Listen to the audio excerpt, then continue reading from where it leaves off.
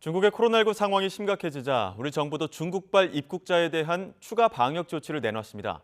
단기 비자 발급이 제한되고 중국발 입국자는 입국 전후로 코로나19 검사를 받아야 합니다. 취재 기자 연결합니다. 장하영 기자. 네, 사회 2부입니다. 네, 정부가 발표한 추가 방역 대책, 구체적으로 어떤 것들이 있죠? 네, 먼저 1월 한 달 동안 중국인의 단기 비자 발급을 제한합니다. 외교나 공무, 필수적인 기업 운영 등에 한해서만 발급이 가능하도록 빗장을 걸었습니다.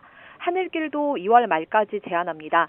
현재 중국발 운항 항공편은 코로나19 이전의 5% 수준에서 운행하고 있는데요. 여기에서 더 줄이고 추가로 증편하지 않기로 했습니다.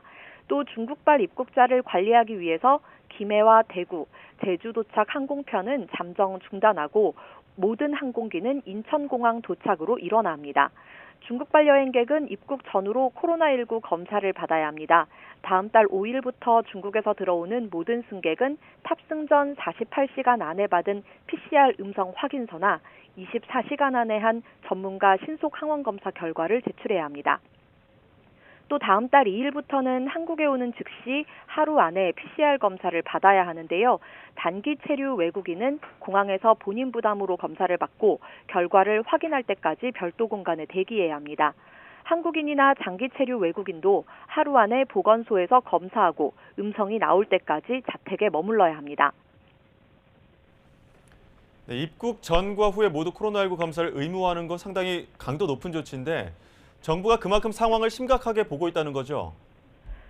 네, 정부는 국내 확산을 차단하기 위해 불가피한 조치라는 점을 전제했습니다. 우리나라가 중국과 지리적으로 인접해 있고 인적 교류가 많아서 코로나19 유행이 시작됐던 2020년에도 중국 영향을 가장 많이 받았다는 점, 특히 변이주 모니터링을 위해 중국발 확진자의 경우 전장 유전체 분석까지 하고 있기 때문에 입국 후 PCR 검사는 꼭 필요하다고 설명했습니다. 한덕수 국무총리는 이번 중국발 확산이 국내의 실내 마스크 해제에 영향을 끼칠 수 있다고도 언급했는데요. 들어보겠습니다. 대외적인 상황이 국내 전파로 이어질 경우 계획했던 실내 마스크 의무 조정에 대해서는 전문가 의견을 충분히 듣고 결정할 것이며 예상보다 다소 늦어질 가능성도 있음을 말씀드립니다.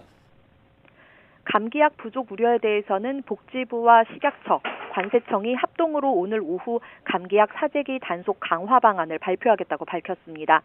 한편 오늘 0시 기준 코로나19 신규 환자는 6만 5,207명으로 정체 상태고 위중증 환자도 13일 연속 500명대, 사망자도 68명으로 여전히 높은 수치를 기록하고 있습니다.